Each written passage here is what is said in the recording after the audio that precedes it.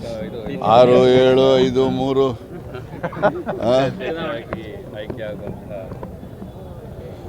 ಮೊದಲು 8 ಜನ ಅವಿರೋಧವಾಗಿ ಆದ್ರಲ್ಲಪ್ಪ, ಅವತ್ತೇ ಆಯ್ತಲ್ಲ ಅದು ಎಲೆಕ್ಷನ್ ಬೋರ್ಡಿದ್ದು.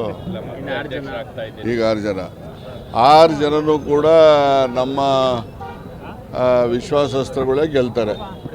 ಕುಣಗಲಿಂದ ಶಿವಣ್ಣ ಗೆಲ್ತಾರೆ, ಗುಬ್ಬಿಯಿಂದ ಪ್ರಬಣ್ಣ ಗೆಲ್ತಾರೆ, ಪಾವಗಡದಿಂದ ವೆಂಕಟೇಶ್ ಗೆಲ್ತಾರೆ ಶಾಸಕರು, ತಿಪ್ಟೂರಿಂದ ಷಡಕ್ಷರಿ ಗೆಲ್ತಾರೆ ಮತ್ತು ರವಿ ಸಿರಾದಿಂದ ಗೆಲ್ತಾರೆ, ರಾಜ್ಕುಮಾರ್ ಚಿಕ್ಕನಾಗಳ್ಳಿಯಿಂದ ಗೆಲ್ತಾರೆ.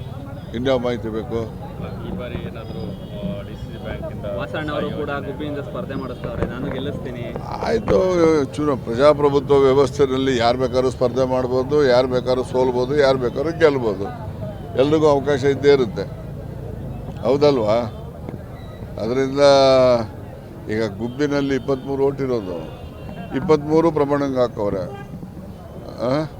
ಮತ್ತು ಎಲ್ಲಿ ಒಂದು ಓಟೂ ಇಲ್ವಲ್ಲ, ಇನ್ನೊಂದು ಎಲ್ಲೋದ ಮತ್ತೆ. ಅದರಿಂದ ಪ್ರಜಾಪ್ರಭುತ್ವ ವ್ಯವಸ್ಥೆಯಲ್ಲಿ ಮತದಾರನೇ ಪ್ರಭು.